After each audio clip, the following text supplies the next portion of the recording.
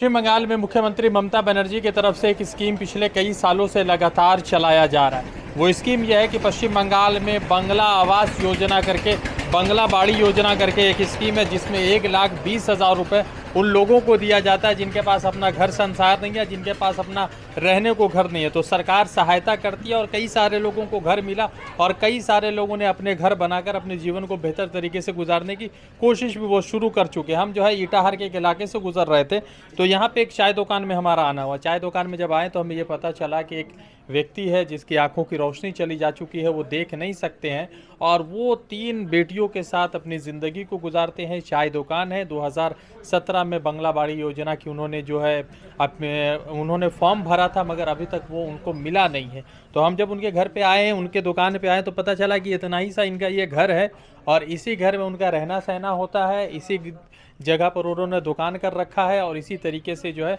ये चला रहे हैं। मेरा सवाल ये है कि सरकार जब सबको सहायता दे रही है तो ये जो लोग हैं जिनके बारे में मैं बात करने जा रहा हूँ वो सबसे मेरे हिसाब से बहुत डिज़र्विंग लोग हैं। आंखों की रोशनी नहीं है, नाबीना है, मगर उसके बावजूद बहुत मेहनत के साथ इस समाज को खूबसूरत बनाने के लिए काम भी कर रहे हैं और काम करने के साथ साथ सरकार से जो है अपील भी कर रहे हैं कि उनको जो है बंगला बाड़ी योजना दिया जाए। बंगला भाषी लोग हैं, मुझे बंगला आती है तो मैं कोशिश करता हूं कि उनके साथ कुछ वार्तालाप की जाए, कुछ बातचीत की जाए, फिर मैं आपको उसको हिंदी में बताने की कोशिश करूंगा कि आखिर किस तरह से ये पूरा सिस्टम चल रहा है और किस तरह से ममता बनर्जी की सरकार ने चीज़ें तो ठीक की है मगर बहुत सारे लोगों का मानना है कि ये जो बंगला बाड़ी योजना है वो बहुत सारे ज़रूरतमंद लोगों को मिल जाता तो शायद ये सरकार की योजना और ज़्यादा सफल हो जाती।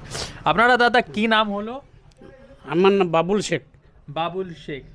বাড়িটা এখানেই? হ্যাঁ, বাড়ি এখানে আমার। আচ্ছা। তো তোমরা রাজ্য সরকার থেকে মমতা ব্যানার্জির জন্য তোমরা সন্তুষ্ট আছো কি না? আমরা তো টিএমসি করি। আচ্ছা, আপনি টিএমসি করেন? আচ্ছা। আপনার বয়স ভাতা পাচ্ছেন? বয়স ভাতা পাচ্ছি না, আমি হ্যান্ডিক্যাপ ভাতা পাচ্ছি। বয়স্ক ভাতা তো আলাদা। আচ্ছা, হ্যান্ডিক্যাপ ভাতা পাচ্ছি। পাচ্ছেন। তো দিদির জন্য কি দিদির যে সরকার চালাচ্ছে এখানে যে টিএমসি সরকার আছে সেই কিরকম ভালো আছে না খারাপ? টিএমসি সরকার তো এমনি ভালো, আমরা তো সেরকম পলিটিক্যাল ব্যাপারটা বুঝি না। এমনি তো ভালোই দেখছি, কিন্তু আমাদের যে টিএমসির গ্রাম্য যে ইয়ে আছে, মানে গ্রাম্য নেতৃত্ব আছে, এদের এরা আমাদেরকে অবহেলা করছে। আচ্ছা, আপনার বাড়ি পেয়নি? না, বাংলা বাড়ি না না, বাংলা আবাস যোজনা পাইনি। আচ্ছা, আমি অ্যাপ্লাই করেছিলাম, আমাকে একটা কোটার নাম্বার দিয়েছে কিন্তু কই আবার দেখাচ্ছে না কিছু। আচ্ছা, একটা কোটার নাম্বার দিয়েছে তো এখানে তো দেখাচ্ছে না কিছু। আবার যে এখানে এটা আমি নোট করে রেখেছি, আপনি দেখেন ব্যাপারটা। এটা কতদিন আগে অ্যাপ্লাই তো এখানে লেখা আছে কোথায় থেকে তো আপনারা অ্যাপ্লাই করবেন দেখতে পারবেন। হ্যাঁ হ্যাঁ, বলা হচ্ছে কি কোন সালে আপনি অ্যাপ্লাই করেছেন? আমি তো বহুদিন আগে আমার এখানে ইনকোয়ারি হয়েছে, কিন্তু আমাদের এখানে যে ভিআরপিগুলো আছে না, ওইগুলো ইনকোয়ারি করতো, আমারও করেছে, কিন্তু লিস্টে নাম হয়নি আমার। আচ্ছা, লিস্টে নাম নেই না।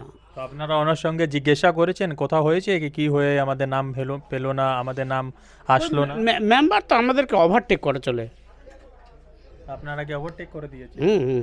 আমরাও টিএমসি করি আর টিএমসির মেম্বারও আছে, কিন্তু যেহেতু আমাদের সাথে সেরকম ব্যাপারটা নাই আর কি, আমাদেরকে অবহেলা, এক কথায় আমাদেরকে অবহেলা করে। আচ্ছা, একটা বলছি এটা এরকম আপনারা চায় দোকান আছে, কেরম কত দিন থেকে এটা আপনারা রোজগার জন্য একটা চায় দোকান স্টার্ট করে? বাবার আমল থেকে, বাবা মারা গেছে, আমরা 6 ভাই, ঠিক আছে। তো বাবা মারা যাওয়ার পরে তারপর আমরা আলাদা হয়ে গেছি সবাই। তো এখন আমার নিজের ফ্যামিলি এটা আর কি, আমার স্ত্রী আর 5 ভাই কি করছে? ওরা নিজেরাই, ওরা করতে পারছে না, ওরা তো হ্যান্ডিক্যাপ না। ওরা বিভিন্নজন বিভিন্ন ব্যবসা করছে। কেউ সাইকেল মেকার করছে, তারপরে একটা দাদা তো মারা গেছে, মুদিখানা দোকান করতো, আর একটা ভাই মিষ্টি দোকান করতো, ও মারা গেছে। আর একটা ভাই করে সিএসপি করে, যে এলাহাবাদ ব্যাংকের। ওরা বিভিন্নজন বিভিন্ন করে, কারণ যেহেতু ওরা নিজেরাই করতে পারছে। আচ্ছা, সে ভাই দেখাশোনা করে আপনাকে? ভাই আর শুনেন, দেখাশোনা ওই সাময়িক তো একটু রিলেশন থাকবেই, কিন্তু টোটালি তো আর দেখবে না কেউ।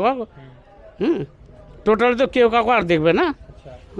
এমনি একটা মানে সৌজন্যমূলক তো একটা থাকেই ব্যাপারটা আর কি, এই টাইপের।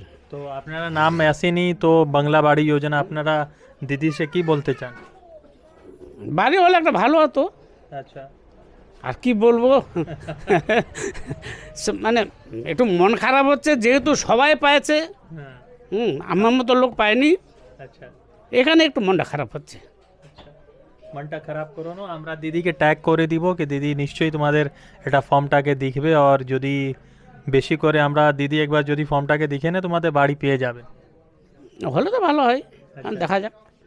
আচ্ছা, কোনো দিনে যদি আপনারা আঁখ থেকে দেখতে পারেনি, তো কোনো দিন আপনার মন চলে হয়নি কি যদি আঁখ হতো তো ভালো হতো জীবন, আর ভালো করে জিতে পারতাম? শুনে ব্যাপারটা আশা তো সবারই আছে, কিন্তু সবারই আশা যে মিটবে সে তো না। আশা তো একটা থাকবেই, কিন্তু সব আশা যদি মিটবে এরকম ব্যাপারটা না। কিন্তু এখন চলে যেতে হচ্ছে আর কি, কী করা যাবে আর। হ্যাঁ, এই করে চলে যাচ্ছে। আচ্ছা, তোমরা আল্লাহকে কি বলতে চাও? তোমাদের যেরকম সংসার চলছে, তোমরা দোয়া করো, তোমরা নামাজ পড়ো, তো কি বলো? হ্যাঁ, আমরা আল্লাহকে বলি যে যেভাবে চালাচ্ছে সেটাই ভালো।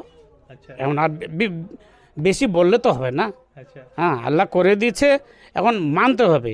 আচ্ছা আমার যেরকম অসুখ হয়ে গেছে, এখন অসুখ নিয়ে ভাবলে তো আর হবে না। হ্যাঁ এখন ভাবতে হবে, ওষুধ খেতে হবে, যা হচ্ছে হচ্ছে, চলতে হবে।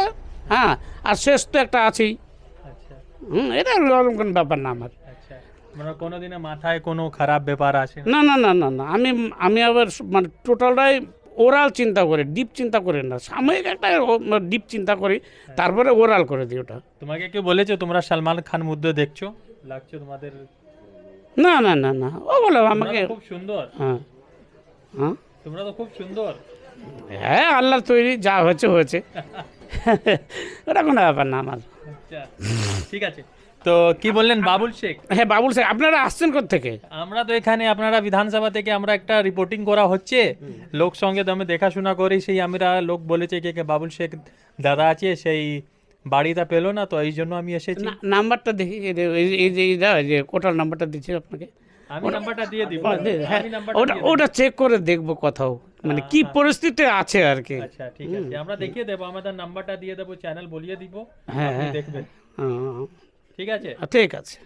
तो पश्चिम बंगाल में बंगला बाड़ी योजना की शुरुआत पिछले कई सालों से चल रही है। ममता बनर्जी की सरकार जो है 1,20,000 रुपये लोगों को सहायता करती है।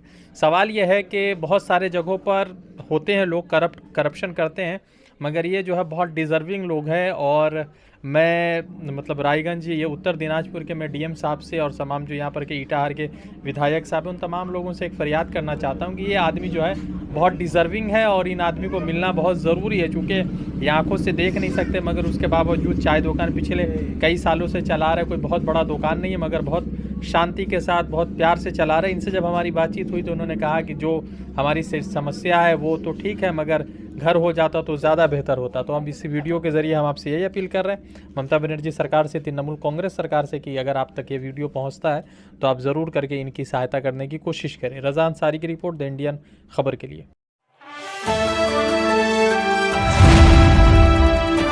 द इंडियन खबर, सच आपके सामने।